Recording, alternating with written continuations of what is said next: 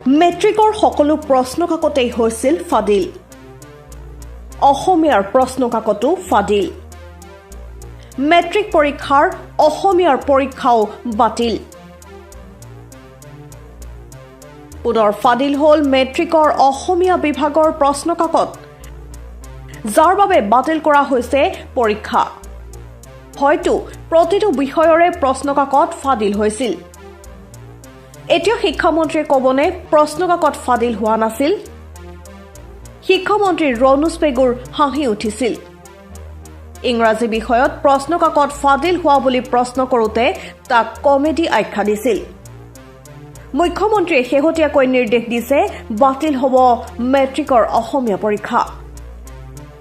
সেবাৰ অধ্যক্ষ ৰমেশ জৈনে জানিবলৈ দিয়া মতে মুখ্যমন্ত্ৰীৰ নিৰ্দেশৰ পাছত এই সিদ্ধান্ত লৈছে সেবাই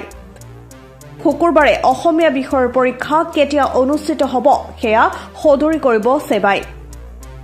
বৃহস্পতিবাৰে আৰক্ষীয়ে গ্ৰেপ্তাৰ কৰিছিল এজন প্ৰধান শিক্ষকক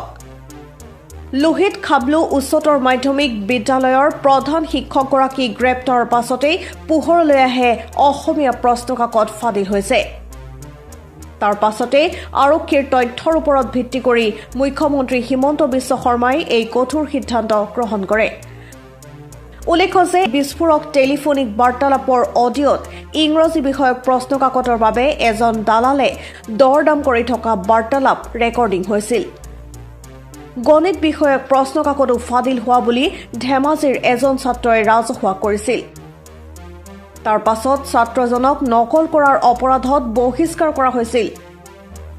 যিজন ছাত্ৰই দাবী কৰিছিল তেওঁ 41 নম্বৰৰ প্ৰশ্ন আগতীয়াকৈ পাইছিল গণিত বিজ্ঞান অসমীয়া ইংৰাজী আদি প্ৰায় সকলোকেইটা বিষয়ৰে প্ৰশ্ন কাকত ফাদিল হোৱাৰ পিছত এই কথা নিশ্চিত কৰা গৈছে যে মেট্ৰিক পৰীক্ষাৰ আটাইবোৰ প্ৰশ্ন কাকত ফাদিল হৈছে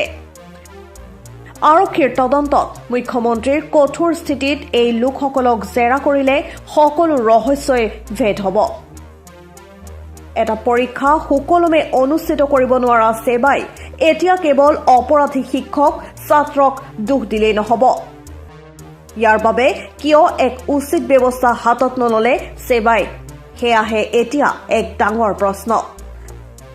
মেট্ৰিক পৰীক্ষা দি থকা ছাত্ৰ ছাত্ৰীসকলক লৈ খেলিছে এতিয়া সকলোৱে সেই নৈতিক দায়িত্বৰ পৰা এৰাই চলিব নোৱাৰিব শিক্ষামন্ত্ৰী ৰণোজ পেগু